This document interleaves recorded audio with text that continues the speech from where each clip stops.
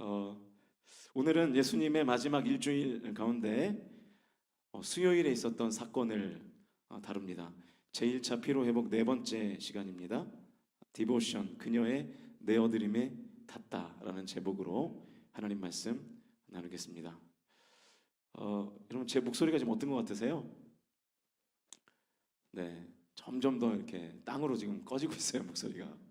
그래서 제가 오늘 조금 새벽에 일어났더니 좀 심각해서 이제 발인 예배를 인도하고 이제 교육자들하고 같이 아침 식사를 하고 조금 쉬다가 이제 나왔는데도 목이 잘 회복이 안 돼서 안 되겠다 해서 이비인후과를 이제 낮에 갔다 왔어요.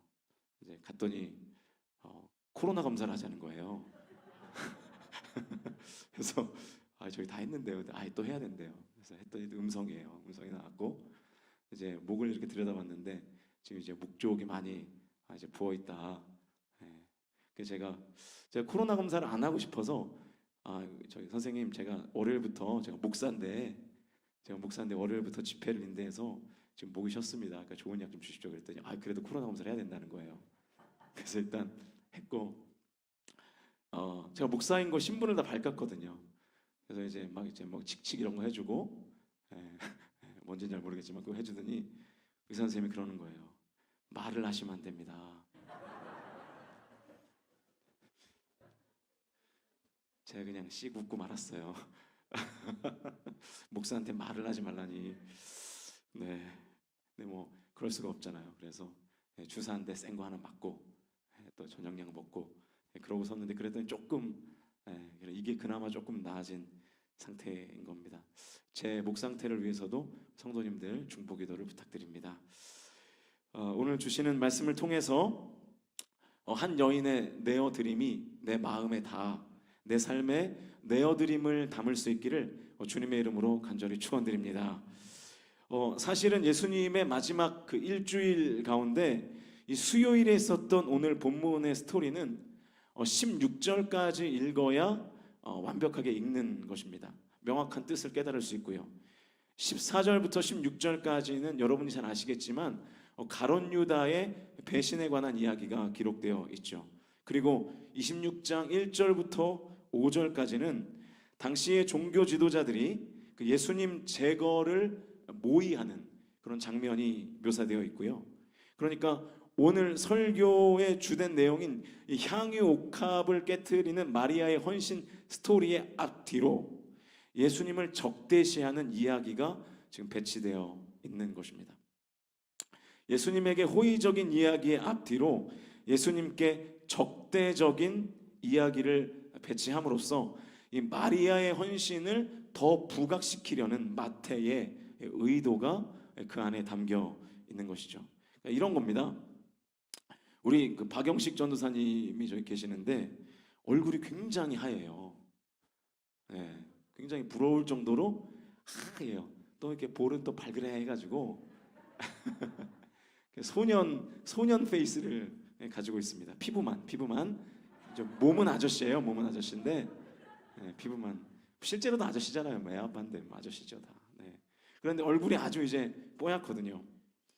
그런데 저처럼 시커먼 사람이 저 옆에 서면 어떻게 되는 겁니까? 이제 흑인이 되는 거예요. 흑인. 아프리카 토인이 되는 거라고요. 이게 대비가 되니까. 언젠가 이제 LED 한창 막 공사를 하고 이 화면을 테스트할 때였는데 이제 박 전사님이 여기 강단에 서 계셨다가 이제 교체를 하고 제가 섰더니 제 아내가 저한테 그러는 거예요. 아프리카 사람인 줄 알았다는 거예요. 그때 제가 오래 참음을 잠깐 상실할 뻔했어요. 다시 마음을 잡고 주여 기도했는데, 그러니까 워낙 하얀 사람이 서 있다가 화면에 오래 서 있다가 갑자기 이제 제 얼굴로 딱 바뀌니까 더 까매 보이는 거죠. 그러니까 이 마리아의 헌신 앞뒤에 유다의 배신과 그리고 종교 지도자들의 어떤 모의, 그 살해 모의 이런 것들이 대비되면서 이 마리아의 헌신이 더욱더 이제 부각되는 형국을 오늘 본문이 가지고 있는 것입니다. 그럼 이제 내용으로 들어가 볼 텐데요. 3절에서 5절까지의 말씀을 같이 읽겠습니다. 3절에서 5절 시작.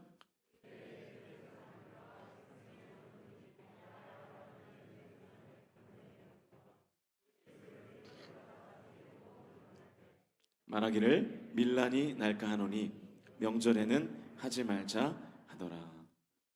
그러니까 이미 설명을 해드린 것처럼 여호와 하나님을 믿는다고 하는 종교 지도자들이 하나님의 아들을 지금 잡아 죽이려고 하고 있는 거예요. 왜 예수님을 죽이려고 하고 있습니까? 대중들이 지금 온통 예수님을 바라보고 있거든요. 대중들의 인기가 예수님에게 향해 있는 거예요. 그래서 5절을 보면 종교 지도자들이 밀란이 일어날 것을 지금 두려워하고 있죠. 종교 지도자로서 자기들이 마땅히 받아야 할 존경과 칭찬을 예수님이 이렇게 가로챘다고 지금 생각을 하고 있는 것입니다. 그래서 예수를 이제 죽이고 싶은 거예요. 여러분, 이런 일들이 굉장히 많죠. 사울이 다윗을 왜 죽이려고 했죠? 다윗이 골리앗을 돌팔매로 때려 눕히니까 당시에 이스라엘 여인들이 뭐라 그래요? 랩을 하나 만들었잖아요. 그죠? 사울은 천천, 다윗은 만만 그러면서 랩을 가지고 막 부르니까 사울이 이제 막 뿔딱지가 나는 거예요. 내가 왕인데 왜 제가 만이고 나이가 천이냐? 내가 만이어야지. 뿔딱지가 나는 거죠. 그러니까 사울이나 종교 지도자들이나 똑같은 거예요. 여러분은 안 그럴 것 같으세요? 나보다 다른 사람이 조금만 더 칭찬을 많이 받거나 관심을 많이 받으면 기분이 나쁘죠. 네. 네. 여러분, 담임 목사와 부교육자 간에도 그런 일이 있습니다. 성도들이 부교육자를 조금만 칭찬하면 담임 목사가 그 꼴이 보기가 막 싫은 거예요. 오해하지 마세요. 제가 그랬다는 얘기가 아니고 이건 아닙니다. 제가. 네. 네. 그래서 막 부교육자를 핍박하고 막 심하면 막 핍박 왜 진짜 그렇습니다. 핍박하고 막 내보내고 막 그런단 말이죠. 그러니까 너무 사역을 잘해서 쫓겨나는 거예요. 너무 사역을 잘해서. 제가 부교육자 때 경험했던 일입니다. 네, 진짜예요. 제가 서울에 성훈이가 굉장히 크게 웃네. 네. 제가 서울에 있는 모 교회에 있을 때 얘기해도 괜찮겠죠? 네. 담임 목사님에게 굉장히 많은 핍박을 받았어요. 네. 청년부가 조금 부흥을 했거든요. 그때 한 40여 명으로 시작해서 제가 나올 때는 한 100명 정도가 돼서 제가 이제 조치원 교회로 옮겼는데 그 과정에서 아무튼 조금 당회가 뭐 청년부를 집중하고 뭐 이런 여러 가지 이렇게 상황들을 겪으면서 제가 조금 좀 많은 핍박을 당했어요. 우리 아내한테도 이런 얘기를 거의 안 했는데 제가 사택에서 쫓겨나기도 하고 막 이런 일들이 있었습니다. 근데 저는 똑같잖아요. 제 사역하는 스타일이 뭐 달라지겠습니까? 똑같죠? 근데 제가 아무튼 그 모진 핍박을 이기고 3년을 잘 버틴 후에 그리고 이제 조치원 교회에서 콜링이 와서 제가 조치원 교회를 갔죠. 제 사역은 변함이 없어요. 저는 똑같이 항상 같은 마음으로 사역을 했습니다. 그런데 조치원 교회 담임 목사님인 최명동 목사님은 제가 성도들에게 칭찬을 받으면 성도들보다 저를 최명동 목사님이 더 많이 칭찬하세요. 똑같은 사람에 대한 평판이 이렇게 다른 거죠. 저는 우리 성도님들한테 좀 부탁드리고 싶은 것이 있습니다. 우리 부교역자들 격려 좀 많이 해주십시오. 참 고생하면서 사역하는데 많이 격려해 주시고 여러분이 많이 격려해 주시면 지금도 잘하지만 더 잘하게 될 줄로 믿습니다. 저는 칭찬 안 해주셔도 돼요. 저는 제 잘난 맛을 알기 때문에 그냥 저는 잘합니다. 알아서. 네. 그러니까 우리 부교역자들 많이 격려해 주시고 잘한다 칭찬 많이 해주시고 너무 멋있다고 너무 잘하신다고 이렇게 칭찬 많이 해주시면 좋을 것 같아요. 이 당시의 종교 지도자들은 자기들의 권위와 인기를 빼앗기는 것 같아서 예수님을 죽이려고 했다는 거예요. 그 읽지는 않았지만 14절부터 16절까지에 나타난 가룟 유다의 이유는 뭡니까? 종교 지도자들과 비슷하죠. 돈에 대한 욕망이 컸던 가룟 유다는 그 욕망을 채우기 위해서 예수님을 팔아버렸습니다. 자, 그러면 이제 오늘 본문의 주인공인 한 여자 마리아의 이야기로 가보시면 본문 7절 말씀입니다. 본문 7절 말씀 같이 읽겠습니다. 시작.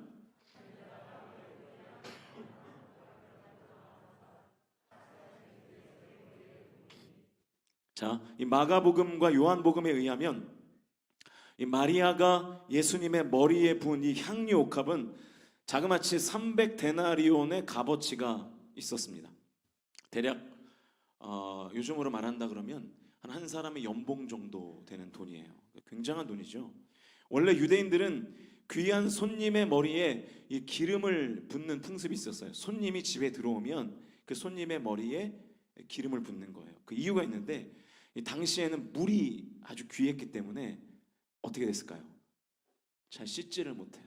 그러니까 집에 들어오면 그 사람에게서 어떤 인간적인 냄새가 이제 나는 거죠. 그러니까 향수 조금을 가져다가 이렇게 머리에서부터 이렇게 탁 떨어뜨리면 그게 이렇게 흘러내리면서 온몸을 적시게 되죠. 그래서 이 향수의 냄새로 어떤 육체의 인간적인 냄새를 이렇게 좀 희석하는 그런 역할을 하기 위해서 전통적으로 손님이 들어오면 그의 머리 위에 이렇게 향유를 부었습니다. 그런데 이 마리아가 예수님께 부은 그 향유의 양이나 값어치는 통상적인 선을 완전히 넘은 거였어요. 모르긴 몰라도 마리아가 가지고 있었던 것 중에 아마 가장 귀한 것을, 가장 좋은 것을 드렸을 겁니다. 그 귀한 것을 조금도 망설이지 않고 마리아가 예수님께 붓는 거예요. 얼마나 그 값어치가 대단한 것이었던지 제자들이 그 마리아의 행위를 보고 막 분노해요. 8절과 9절인데요. 같이 읽어보겠습니다. 시작.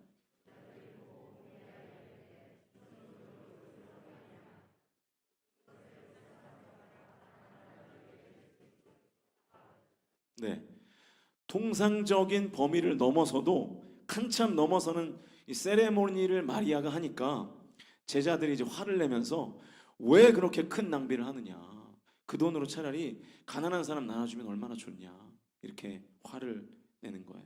그러나 예수님은 오히려 화나는 제자들을 꾸짖으시면서 마리아를 변호해 주시죠.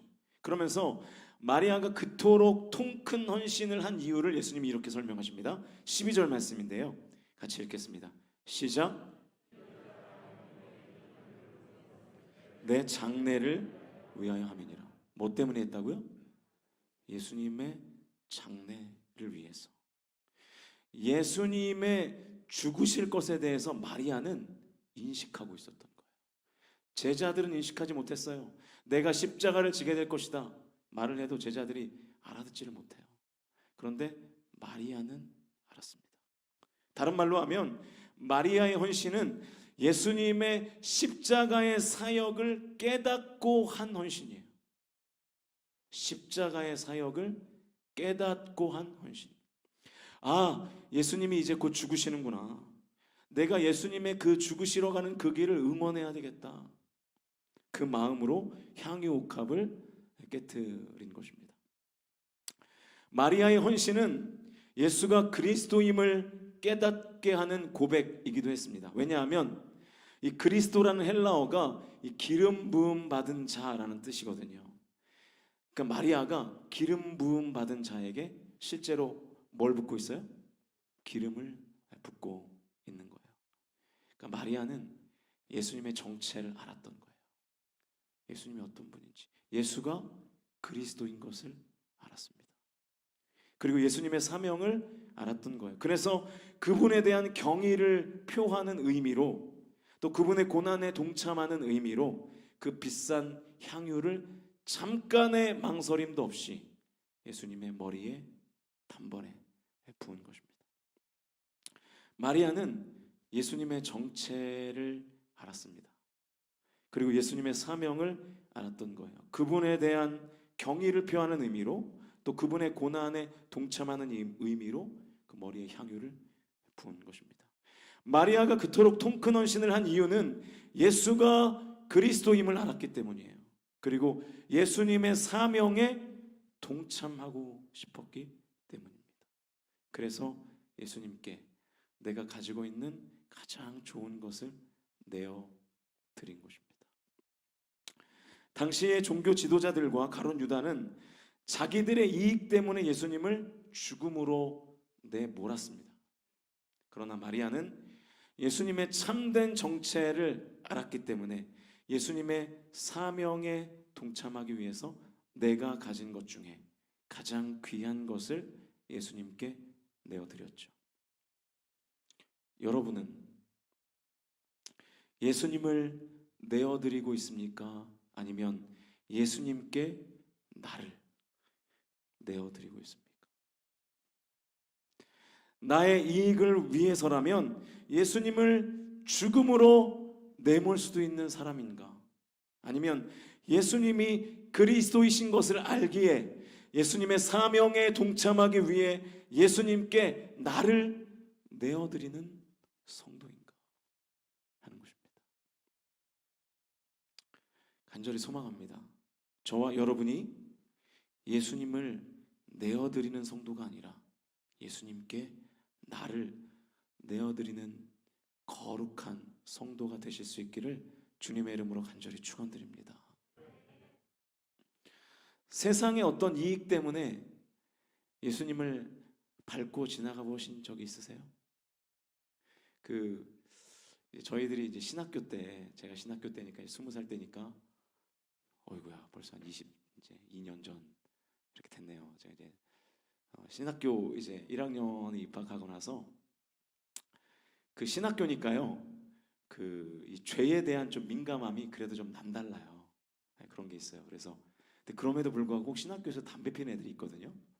이렇게 서울신대 가면 이렇게 카우만 광장이라는 곳이 있는데 그 본관에서 카우만 광장으로 갈 때 아무도 올라가지 않는 거기는 이제 기계실 같은 곳이 있는 계단이 하나 이렇게 있어요. 그러면 이제 꼭 이제 신학과 애들이 꼭 담배를 핍니다. 그것도 이렇게.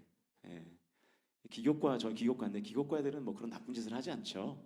네, 항상 이게 경건하고 동의를 안 하시는데, 네. 항상 여기서 담배를 펴요. 그러면은 담배를 피는 애들의 인상이 좀 어떨까요? 그냥 일반적인 생각으로는 조금 얼굴도 좀 이렇게 험상궂고 좀 그럴 것 같잖아요. 근데 실제로 보면 진짜 그렇습니다. 그런데 이제 그 아이들이 이제 담배를 피고 내려오면 그 카오만 광장에서 이제 담배 냄새가 나잖아요. 그러면은 뭐 자매고 형제고 나이가 많고 나이가 어리고 상관없이 막 가가지고요 담배 피지 말라고, 신학교에서 담배 피지 말라고 막 그렇게 막 대들고 막 이렇게 의로운 분노를 이렇게 막 이렇게 내는 막 그런 경우들이 있었어요. 요즘은 모르겠어요. 학교를 안 가본 지 오래돼서. 근데 그때는 그랬거든요. 근데 그럼에도 불구하고 또 이제 시험 기간이 되면, 지금 시험 기간인 것 같은데, 시험 기간이 되면 시험 준비가 잘 되나요, 안 되나요? 항상 우리는 시험 준비가 잘 안 되잖아요. 그죠? 아무리 준비해도 시험 준비가 잘 안 돼요. 그럼 이제 그 중에 어떤 학생들은 어떤 신학생들은 이제 컨닝을 이제 생각하는 거예요. 컨닝을. 제 친구들 중에도 그런 애들이 몇 번 있었어요. 컨닝을. 지금 되게 다 목회도 잘하는데, 춘천에서 목회하고 잘하거든요. 네. 근데 이제 항상 이제 야 그래도 좀 성적은 잘 받아야 되지 않겠냐 그러면서 이제 항상 하는 얘기가, 야 오늘만 눈 딱 감고 십자가를 한 번만 밟자, 이제 그런 얘기들을 하는 거예요.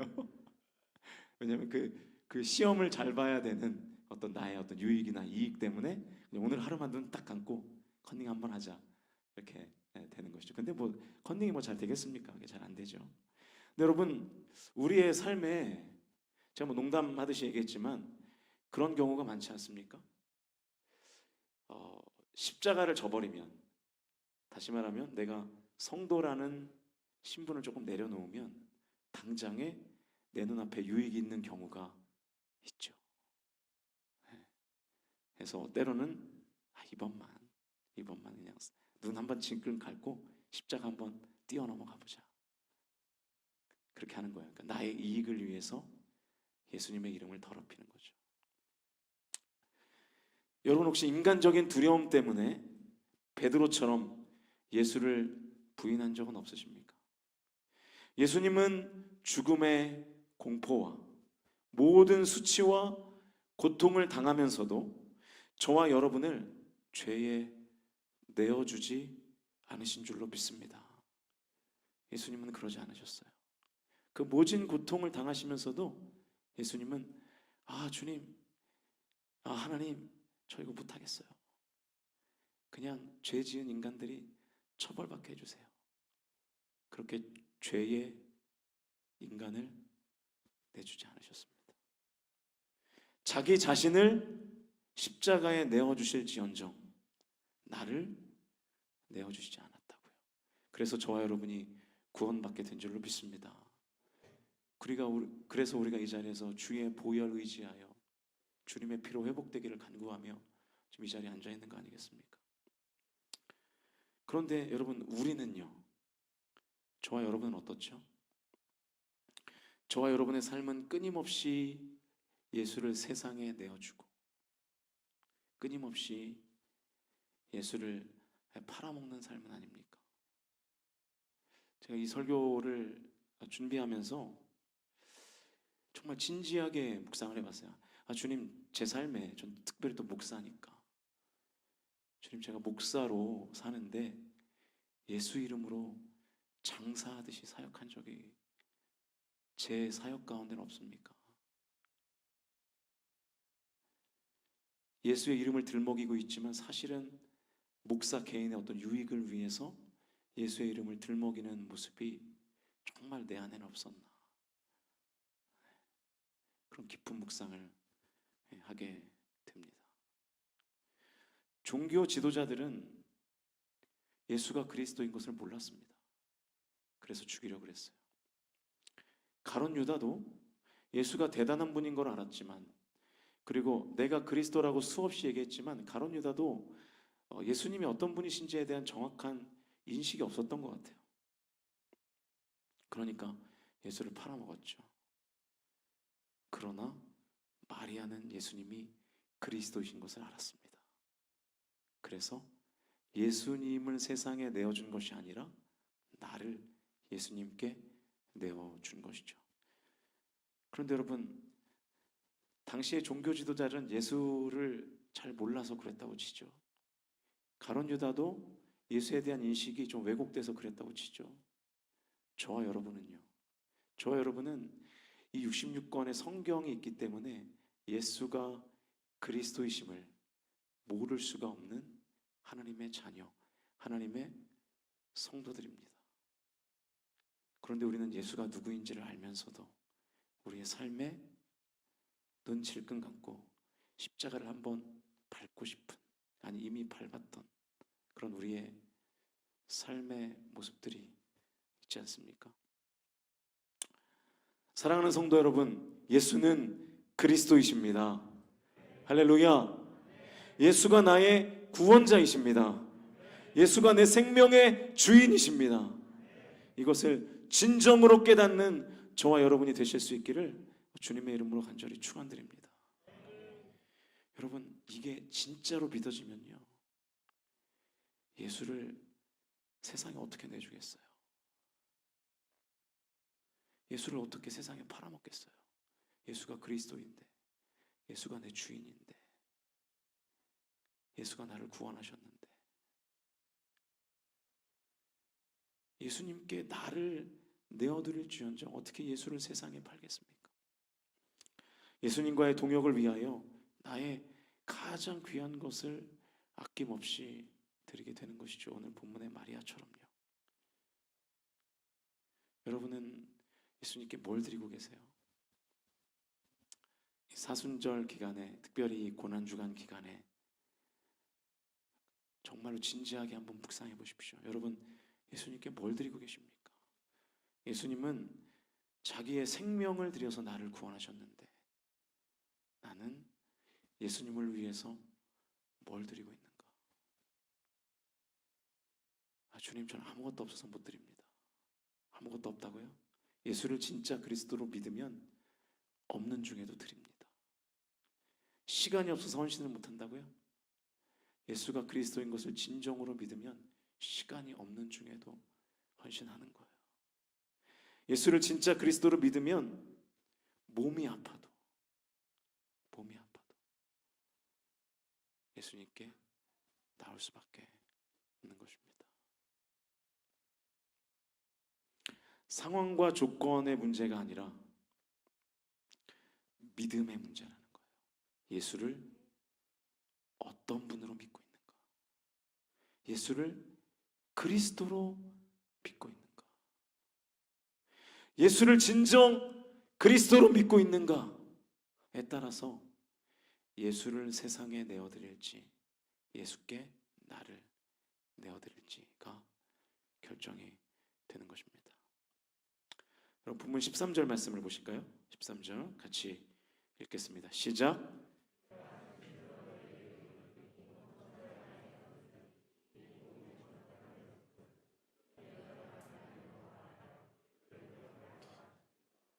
자, 여러분 여기 보시면요, 마리아의 헌신이 언제까지 기억됩니까?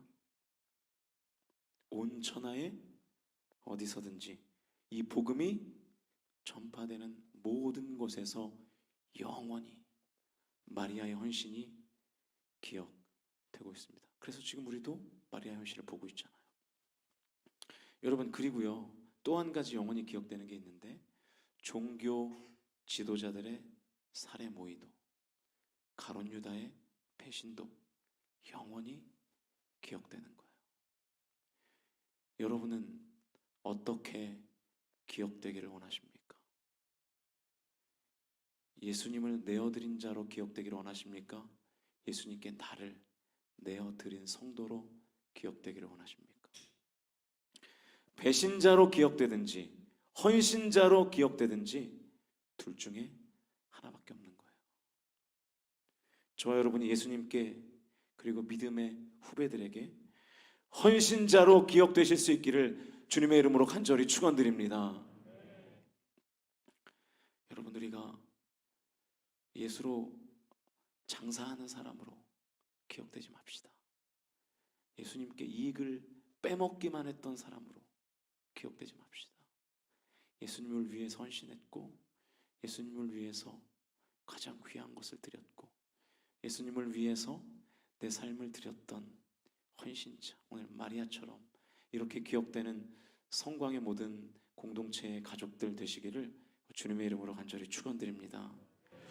예수가 그리스도임을 진정으로 깨닫는 것이 먼저입니다. 이게 안 되니까 잃어버리거나 이것을 잊어버리거나 하니까 자꾸 우리가 예수를 넘기려고 하는 거예요. 예수가 그리스도임을 진정으로 깨달아 예수의 사명에 동참하기 위하여 예수께 나를 내어드렸던 성도로, 진정한 성도로 기억되시는 이 시간, 이 피로회복 집회 넷째 날 이 시간에 참여한 저와 여러분이 다 되실 수 있기를 주님의 이름으로 간절히 축원드립니다. 배신자가 아니라 헌신자가 되기를 결단하며 오늘 이 시간 함께 기도하는 저와 여러분이 되실 수 있었으면 좋겠습니다. 그녀의 내어드림이 저와 여러분의 마음에 닿아서 저와 여러분의 삶에 그녀의 내어드림을 담으실 수 있기를 주님의 이름으로 간절히 축원드립니다.